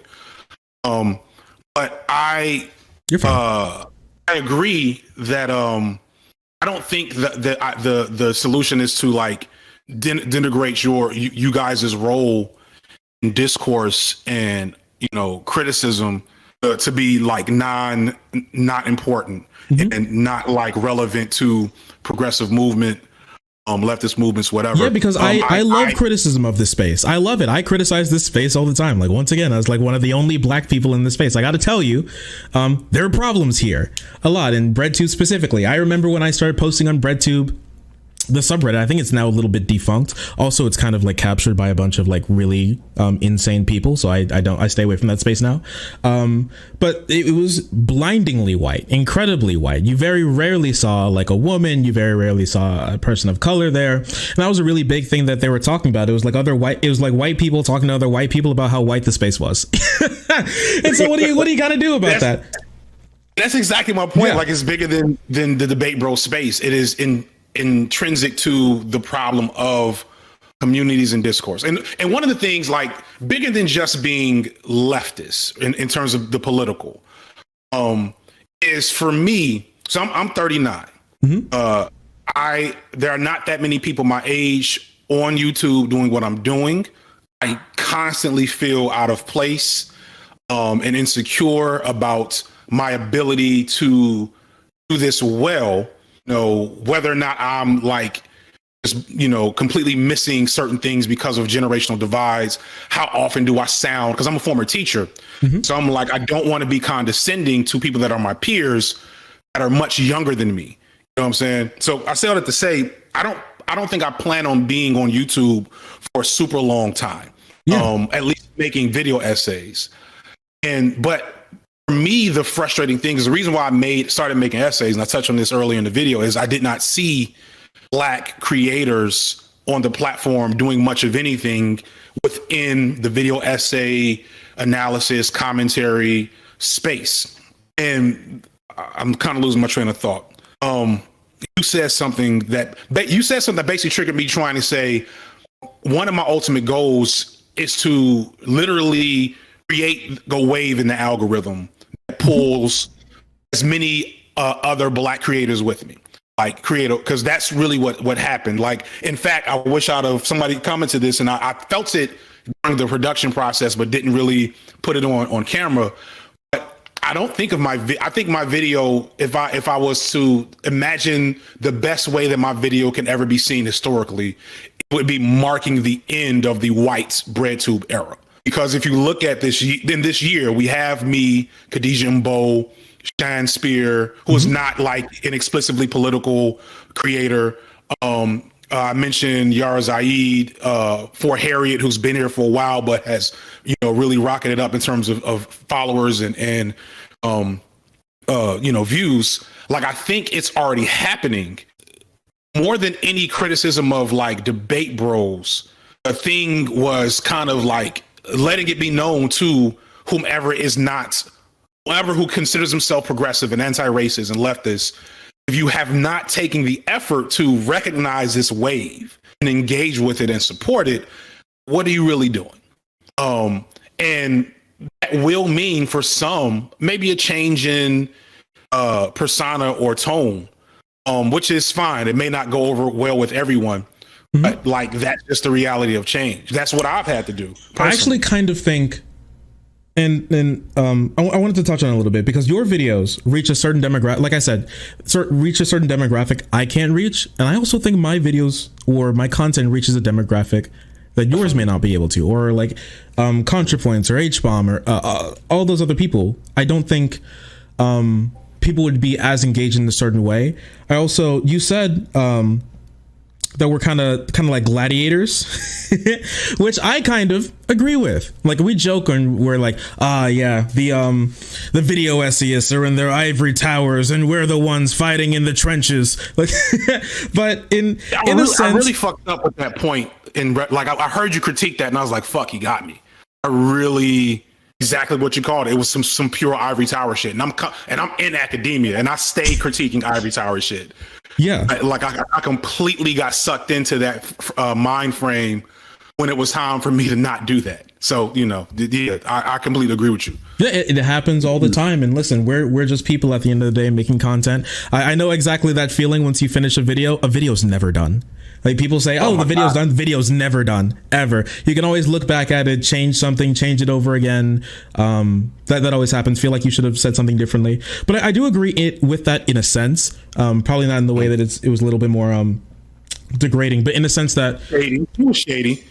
A little bit, but video essayists are able to talk about certain issues in a way that I feel like is a little, I don't want to say here, I'll say unrealistic, in the sense that it's in the perfect environment for you to have these certain discussions. But in the real world, we can't have that. And you said you were in academia, and I brought this up a little bit earlier. You may have heard it, you may not have. But there's a really big problem that even like sociologists and other scientists have, reaching normal people to actually move ideas into praxis, into actually changing the world. Because they can't reach people. It's been a really big thing recently where like a lot of right wingers take a lot of like very academic works that it's supposed to be passed around from academics and stuff, and it just goes crazy because there's no rhetoric behind it. It's just kind of like plain sort of just kind of thought goo, and that they can mold into like whatever they want. And so that's why I think like people like Kyle Hill, you may know him, or like Bill Nye, you know him probably. These science explainers are very important to take that and put it in a way that people kind of understand.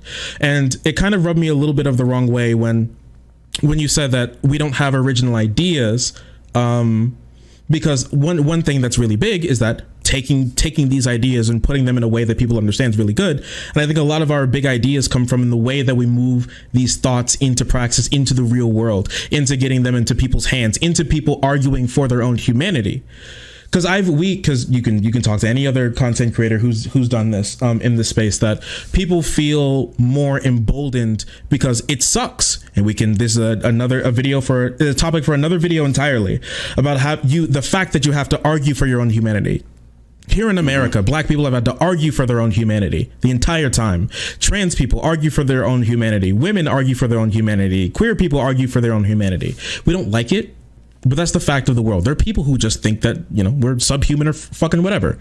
This happens a lot. So moving these ideas into a way where someone can talk to their fucking racist uncle or like transphobic dad or like sexist coworker at the lunch table in a way that they understand, can resonate with, and with that rhetoric, I think is vitally important to actually changing people's minds on like an individual basis. Because I'm just one person, but if like half the people who watch me change one person's mind, that's a lot of people. So I think I agree with that overall. And I think, so the thing that's been on my mind a lot, I did a video with Polyphonic, who's a music video essayist about essentially the cultural appropriation and rock and roll. And it didn't make the video, but in our conversation, because I watched some of his stuff, I was like, yo, you're really basically VH1 behind the music documentaries on YouTube. And as I said that, I was like, yo, the cultural of assuming your generation, if you don't mind me asking, how old are you? I'm 22. I'm Zoomer. Okay, so perfect example. The cultural criticism of your generation is on YouTube, and to maybe a lesser extent TikTok. Mm-hmm. And that is an amazing thing, but also dangerous.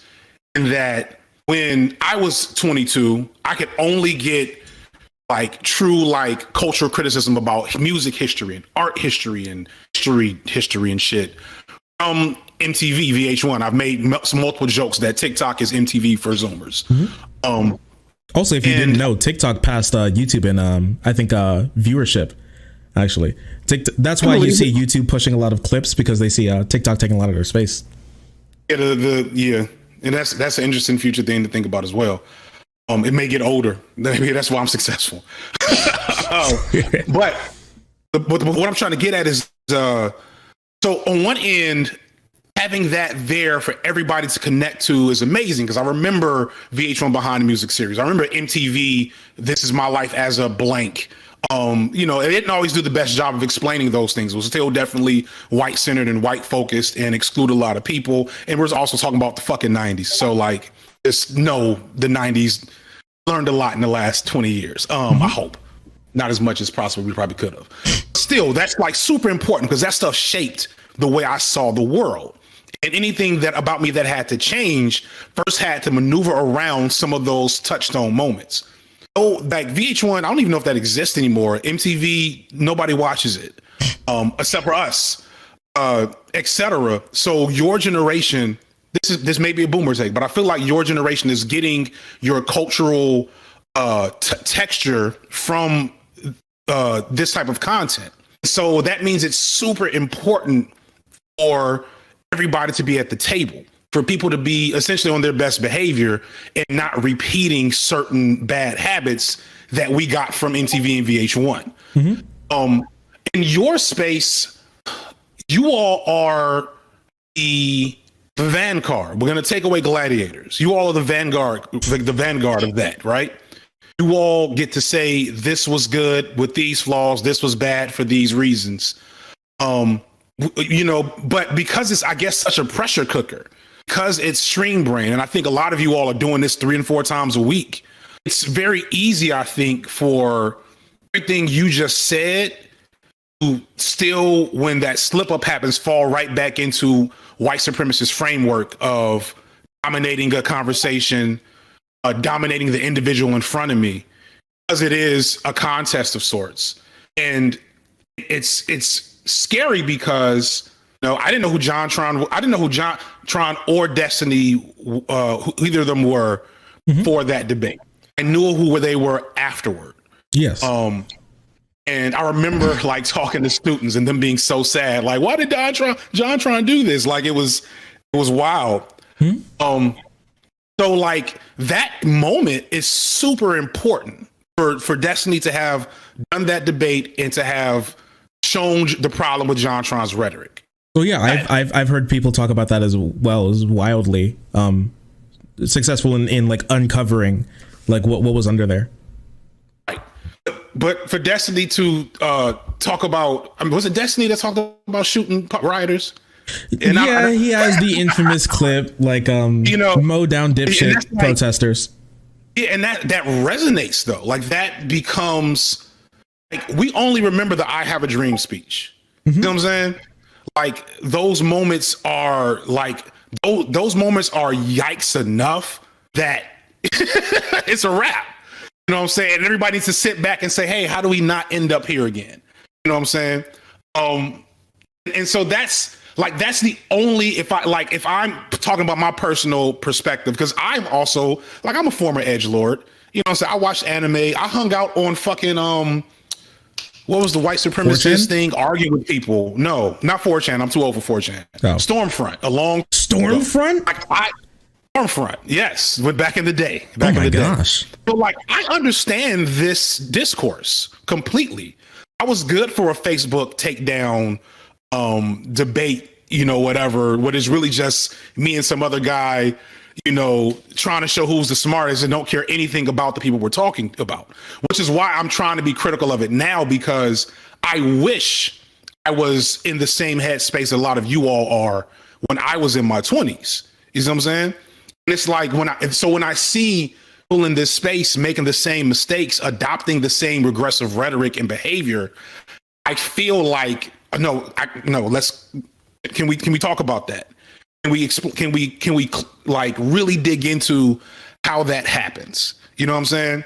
So that's I think the big, in terms of explicitly debate bros, that's what it is. It's me showing that is all coming from the same white racial frame that centers whiteness.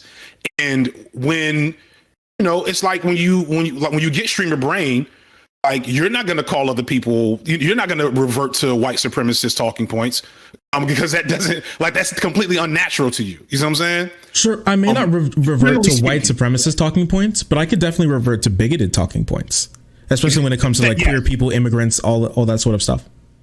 Yes, I would agree with that, and I think that's something I work on as well. Like I, you know, have to consistently not center my maleness, my black maleness.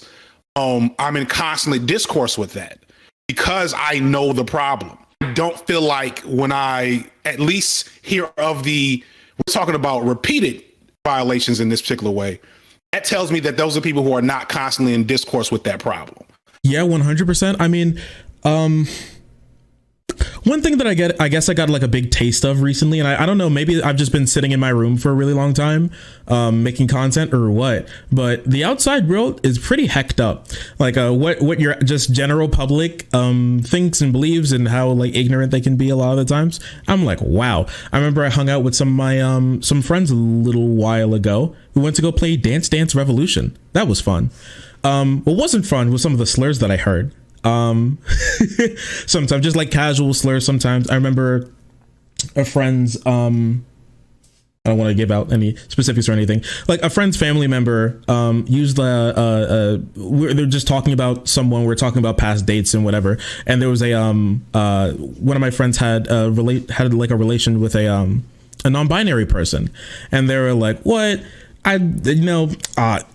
She just got upset every time I said woman, just woman. Like I just joke. I'm, like, hey, what's up, woman?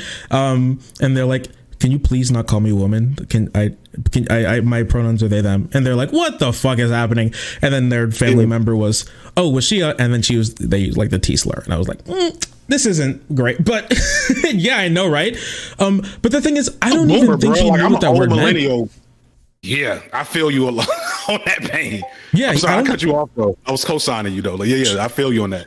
Yeah, so I don't even think he knew what that word meant. Honestly, when I started this, I didn't know what that word meant either. How bad it could be. So we have a lot of problems in this space, but I think like society just has problems generally, and I do believe we should be on our best behavior.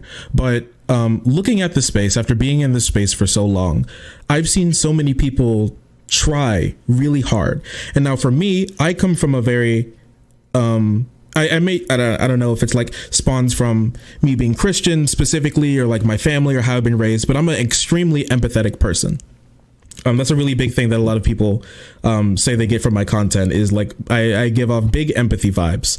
So I can understand if someone, you know, has some problems or messes up. There's one person, SDL, Sock Then Left, who had like some pretty yikesy Discord messages leak that, you know, some were taken out of context, some weren't good in any context, you know, and they made an apology video. They got torn up for it, like really bad, and it kind of like it broke their heart, it broke their everything, and they just completely left the space. And some people think that, you know, once you make these sorts of like comments or something, you're maybe irredeemable, but that would make like most of the population irredeemable. And the fact that they showed so much hurt from what they did because they didn't understand how bad it was, I would have that person 1,000 times over like be like standing next to me fighting for like racial equality or anything than I would for someone who's never had to struggle with like overcoming bad ideas or like negative aspects of them that they had to like overcome. And I even spent time with them in their house not too long ago. They're an incredibly great person, and they even picked up some extra reading, I think Fred Hampton as well, to help some of that. And we have a lot of people from some bad backgrounds here who carry on some of those bad aspects. I'm never going to deny that. I do too. Yeah. I'm that person too. We're always working through that. But I think we're always hovering above that, like what you would say, like white framework, that like homogenous cishet sort of framework that we're hovering around. Even like trans people, gay people with internalized queer phobia that they have to work through as well. I know some people in chat definitely feel that way too. I just think we have problems, but I feel like a lot of the times, especially from people like looking in, it looks a lot worse than it actually is, especially since like what we talked about earlier, when you see like the worst of the worst clips or the worst of the worst things to come from the community, because those are the ones that make it big. Like no one, I mean, very rarely is like, oh, this was such a good talking point, here, let me spread it around everywhere. It's like, look at like you said, the anger, the vitriol, the blood sports is what, it's not only leads like us, it leads like a lot of people to spread things everywhere. And I mean, I remember like Vosh specific. Oh, go ahead. I also think that's, because it's not just the creators. One thing I'm always, one of my first videos where I was like, oh, I really did that, was on my edgelord video. And the thing I proposed there is that we have to also stop absolving the audience in their love for content that can go in that direction. Because it's not just us as creators. We're still very much people. We just happen to grab the mic, right? We have our own backgrounds, baggage, blind spots to deal with. Mm-hmm. Just happen to grab the mic. But if the audience, you know, still comes for that, and, you know, within my criticism of the debate bros, it's also like, hey, if these guys, if this content, if there's not even just accountability, I feel like we often overplay the nature of like, we're going to hold creators accountable. Mm-hmm. It's just literally, if it finds an audience, it finds an audience, which means what's going on in that audience that certain behaviors that are repeated, nobody's making the point to be like, okay, we may need to like sit here and talk about this. We may need to address our own blind spots. This is when I think about like the isms, like, you know, for me, like, so obviously I'm not a racist. I don't hate black people. I don't hate white people, even though that's technically not how that word works. But like my previous issues with not understanding queer identified people, not understanding even bisexuals, etc., did not come from a hatred of LGBTQ people. It came from the desire and idea that I needed to center heterosexuality in everything I do. And if you come to me not centering heterosexuality, my battery's about to die. And I need to let you know I'm not okay with that. That whole we don't approve of that lifestyle trope. Yeah. I don't know how much longer I have, and like literally I would have to run downstairs, and I need to go to bed anyway. I don't want to, but yeah, so I wanted to just get that out there to have this conversation. A lot of your critiques that I saw in that last part were very valid in terms of like reproducing that same ivory tower mentality that I would rail against in any other context. Not understanding the nature of gladiator space may be like in the moment. But, you know, also I still have what I want to focus on is beyond the debate bros. It's, from my perspective, is a general problem with anybody who is white that is seeking to engage with progressive, especially from a racial standpoint, or immigrant, you know, whomever else. There has to be a dismantling of a white racial framework. And if that isn't even like hinted upon, then certain habits, certain problems are going to repeat themselves. We're not going to get away from, like, there's always going to be those moments. Otherwise, yeah, people. I'll see whatever time I have left to hear you talk, man, because I want to listen. Sure. Like, there's definitely it's a big problem, just like with the like attention market for keeping people engaged, and people always love watching someone club on another person. I think the best thing that we can do is take that love of clubbing on another person, but in a way that's a little bit more beneficial. Because I think there's definitely always a market for people who don't want to see any of that, but I think there will always be a market for people who do. We just love the conflict. Take it in a way that's good. If there's like a really good dunk that you got on a conservative, and you get like a really good rhetorical point and a really good ethical point in, like, that completely debunks this, and even like very ubiquitous argument that conservatives use, getting that's been something we've seen a lot more of the creators in this space do, and it's been really great with like TikTok and everything, being able to use that. And there are like a bunch of problems that we need to fix, and I'll never say that that's not the case, but I think with where we've come from and what we're doing, and especially compared to your average a group of people and the good that we've been able to do, I think we are not, we'll never be free from criticism, or we should never get criticism. But I feel like sometimes we get a little bit more harsh criticism than we may like deserve.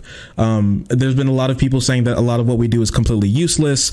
We get that a bunch for what we do. And I got into this space to talk about the issues that matter to me and matter to the people who I love because of this. And I'm doing it now. And I feel like we can take it in a pretty great direction. I think a lot of the new crop that we've seen spawn from this have been absolutely amazing for what they've been able to do with the space and what they can do in the future, especially when it comes to taking what we can do now and being, and, you know, with streams, you're like, you mentioned it, like being like parasocial. If we can take a little bit of those parasocial relationships, but do it in something good, like maybe canvassing for a candidate, or doing something in real life, doing some mutual aid in the place. That's something that you can really do that I think would be way easier for like a streamer in this space to do than it would be for a video essayist, because of how close they are with their community a lot of the times, how much like you'll listen, and that obviously can be abused, and we talk about that a lot, and there have been a lot of criticisms of content creators who've done that, but I think we're moving in a pretty decent direction. And for what I've seen, from how I was boosted, like every single time I was boosted, for one, I was boosted by a white person, and two, with my rise, especially over the last year, because I've been doing this for about 2 years, I was boosted by a white person like every single time, and they've spent a lot of time trying to boost up a lot of other minority creators. We've been seeing a big change in that. So I just want, like, you know, a little bit of credit for that a bit. But once again, we all have issues, and we're definitely not free from them. But I really appreciate your video. It was very good. And this conversation was even better. Thank you. Yeah, I'm happy with this. Happy I came on. I'm about to go pass out because I have to take kids to school in about 5 hours. Oh, so, no. Don't let me keep you up too much. I hope you'll have a great day. I hope the kids are great. Peace and blessings, man. Thank you. Yes. How do I stop this? You can, go ahead, buddy. Here, I got it for you. Here, let me make sure that he knows how to leave the Discord call. Oh no. Oh no. He's still in the call. Okay. Well, hey, listen, he's doing his own thing. I think he's learning how to get out of the call. I think he'll make it. I have faith. All right. Well, there we go. We've done it, boys. We've done what many people have called impossible. I think we've gotten like just power off the PC. Honestly, I didn't show it, but he ran upstairs to go to a different part of the house. So I'm pretty sure he's on the laptop. That's why it's dying. But we've done what many people have called the impossible. I think we've bridged the gap between the debate bros and the video essayists, at least a little bit. What do you guys think? And we made it through with only one slur.